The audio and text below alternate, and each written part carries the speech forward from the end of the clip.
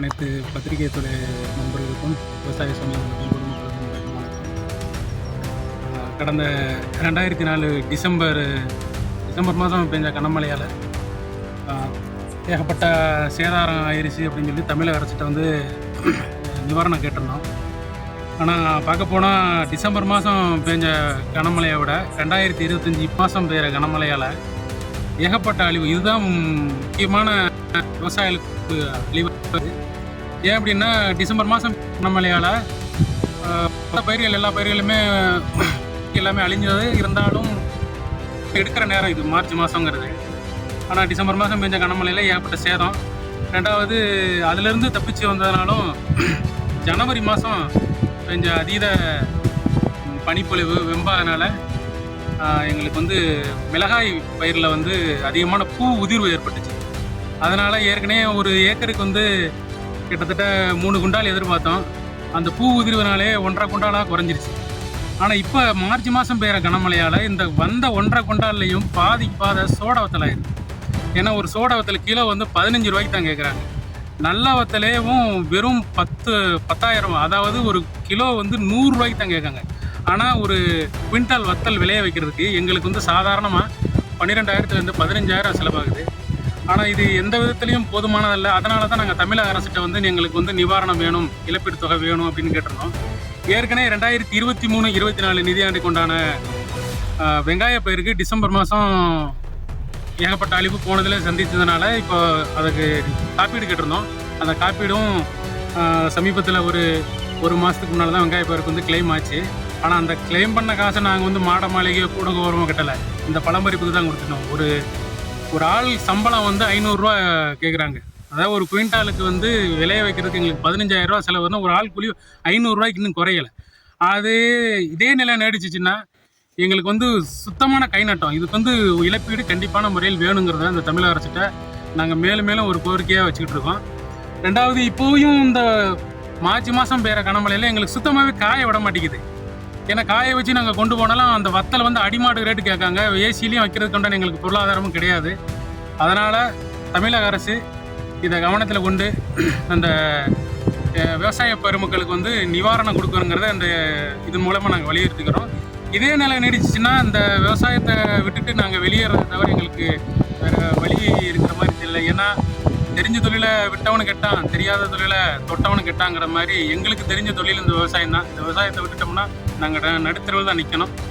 அதனால் தமிழக அரசு கவனத்தில் கொண்டு தூத்துக்குடி மாவட்ட நிர்வாகமும் இந்த ஆண்டு எங்களுக்கு வந்து இழப்பீட்டு தொகை கொடுக்கணுங்கிறத இதன் மூலயமா வலியுறுத்தி கேட்டுக்கிறோம்.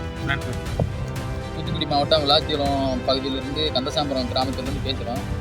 இப்போ வந்து பார்த்திங்கன்னா இப்போ நாங்கள் இங்கே அதிகப்படியாக மிளகாய் தான் பயிரிட்டுருக்கோம். இப்போ இதில் வந்து நாங்கள் ஆந்திரா கடத்தோடைய மிளகாய் அதிகமாக இருக்கிறது எங்கள் பக்கம்தான். இப்போ இதுக்கு நாங்கள் ஆரம்பி வந்து முதல்ல உரம் வந்து 2,000 ரூபா மேனிக்கு உரம் வாங்குகிறோம். ஒரு ஏக்கருக்கு அடி உரம் எல்லா உரம் சேர்த்து 1000 ரூபா வந்துடும். அது போக களையெடுப்பு கூலி அது ஒரு ஏக்கருக்கு ஒரு 40 ஆள் மேனிக்கு 600 ரூபாய்க்கு வந்துடுது. ஒரு ஆளுக்கு 600 ரூபா கொடுத்து களையெடுப்பு கூலி உரம் மட்டும் விட்டுருக்காங்க. ராமநாதபுரம் மாவட்டத்துலேருந்து வர்றாங்க. அங்கேருந்து களை எடுக்க வந்து இதை நாங்கள் கொண்டு போய் இப்போது தேவரி பருவமழை மாறி போய்த்து போயிருந்தால இங்கேயும் சோடையாகி அங்கேயும் போய் அங்கே அடிமட்ட ரேட்டு கேட்குறாங்க எல்லோரும். அதையும் நாங்கள் அங்கேயே போய் போட்டு தான் வரோம். விருதுநகர் இது சாத்தூர் விருதுநகர் மாவட்டத்தில் போய் தான் போட்டு வரோம். அவங்களும் இங்கே வந்து போய் பார்த்திங்கன்னா வந்து போட வச்ச ரேட்டு தான் கேட்காங்க. 7,000 ரூபாய் 8,000 ரூபாய்க்கும். இதுக்கு பார்த்து எல்லோரும் பயந்துட்டு விவசாயத்துக்கு போயிட்டாங்க. இருக்கிறத நாங்கள் 2 பேர் தான் போயிருக்கிறோம். விவசாயம் பார்க்குறக்கேமோ வேறு மக்கள் யாரும் வந்து கிடையாது. இப்படியே போய்கிட்டு இருக்கிறோம். நாங்கள் இங்கேயே ஊரை விட்டு கிளம்பிட்டுருக்கோம். நிறைய பேர் ஏற்கனவே ஊரை விட்டு காலி பண்ணிட்டாங்க. மக்கள் ரொம்ப கஷ்டப்படுறதுனால அரசு உரிய நடவடிக்கை எடுத்து சட்டப்படி இதுக்கு உண்டான விலையை நிர்ணயிக்குமாறு கேட்டுக்கொள்கிறோம். பருவம் தவறி மழை காரணமாக பார்த்திங்கன்னா நம்ம புதூர் விளாத்திலம் சுற்றுவட்டார பகுதியில் தான் மிளகாய் வந்து குண்டு மிளகாய் விளையுது. இந்த குண்டு மிளகாய் வந்து பார்த்திங்கன்னா பருவம் தவறி மழை பெஞ்சதுனால இந்த குண்டு மிளகாய் ரொம்ப பாதிப்பு, சண்டு வத்தல் ஆயிடுச்சு. நம்ம அதை ஒரு ஆளுக்கு பார்த்திங்கன்னா 500 ரூபா கூலி கொடுத்து தான் நம்ம விவசாயத்தை பார்க்க வேண்டியது இருக்குது. விதைப்புக்கு பார்த்திங்கன்னா 40,000 முதல் 60,000 வரைக்கும் செலவாகுது. உழவு ஓடுறதுக்கு, உரத்துக்கு, இதுகளுக்கெல்லாம் செலவு நிறையா இருக்குது. அப்படி நம்ம செலவு செஞ்சு இந்த விவசாயம் பார்த்தாலுமே இந்த பருவம் தவறிய மழை காரணமான பார்த்திங்கன்னா இந்த மிளகாய் காய போடுறதுக்கு 4-5 நாள் ஆகும். மழை பெஞ்சு அந்த வத்தல் வந்து பூராமே சண்டு வத்தலாக மாறிடுது. சண்டு வத்தலை மாதிரி அது பூராமே கொஞ்சம் பார்த்தீங்கன்னா அது அள்ளி வச்சு காஞ்சி அள்ளி வச்சாலும் வெங்காயம் அடித்து அது சண்டு வத்தல் மாதிரி மறுபடியும் ஆயிடுது. அப்போ எவ்வளவு நஷ்டங்களை சாதிச்சோம்னா பரவாயில்ல. ஆனால் அப்படியும் ஓடிக்கிட்டே இருக்குது. பார்த்தீங்கன்னா இந்த விவசாயிகள் மறுபடியும் பண்ணிக்கிட்டே இருக்கிறோம். எங்களுடைய வாழ்வாதாரம் ஒரு நாளைக்கு ஒரு நாள் கீழே போய்கிட்டு இருக்கு. கடன் மேலே கடன் வந்து விழுந்துக்கிட்டே தான் இருக்குது. பார்த்துக்கோங்க. நீங்கள் இது வரைக்கும் எந்த ஒரு நிதியும் எதுவும் வழங்கலை. இந்த வருஷம் காப்பீடாவது கொஞ்சம் சீக்கிரமாக வழங்கினீங்கன்னா கொஞ்சம் நல்லாயிருக்கும். காப்பீடும் கொஞ்சம் பார்த்து செய்யுங்க. இதோட விலையும் வந்து பார்த்தீங்கன்னா 8000லேருந்து 10,000க்கு மேலே கேட்கறதுக்கு ஆளே இல்லை. இதை கடந்து நம்ம புதூர் சாத்தூர் பக்கம் அங்கிட்ட இங்கிட்ட போய் கொண்டு போனாலும் அதை அடிமாட்டு ரேட்டுக்கு வாங்குறாங்க. இது வேண்டாயா அப்படிங்கிற அளவுக்கு தான் இருக்குது. ஏன்னா அந்த அளவுக்கு சண்டுவத்தல் இருக்குது, அது இருக்குது. எதையாவது ஒரு காரணத்தை சொல்லி விவசாயிகிட்ட வாங்குறதுக்கு மறுக்கிறாங்க. நம்ம இங்கேருந்து செலவழித்து கொண்டு போயிட்டு மறுபடியும் கொண்டு வர முடியாது, செலவழித்து கொண்டு வர முடியாதுங்கிறதுனால கிடைச்ச ரேட்டுக்கு நம்ம போட்டு வர வேண்டிய நிலைமையாக மாறிடுச்சு. இப்போ விவசாயிகளுடைய வாழ்வாதாரம் ரொம்ப கேள்விக்குறியாக இருக்குது. அதனால் இந்த காப்பீடு தொகையாவது நீங்கள் உடனடியாக வழங்கினீங்கன்னா சரியாக இருக்கும். இது போக நீங்கள் நிவாரணமும் வழங்குறீங்கன்னு சொன்னீங்க, நிவாரணத்தையும் காணுமே.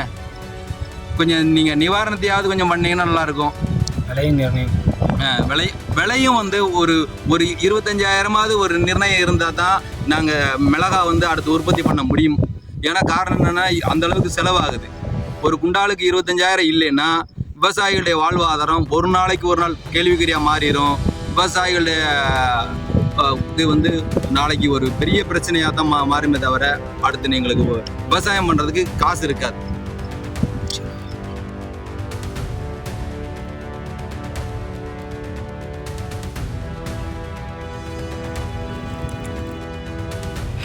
கரும்பு சேலை ரொம்ப அதிகமான விழுந்து மழை அதிகமாக பெய்யறதுனால இந்த செடி பச்சை கலரில் மாறிடுது.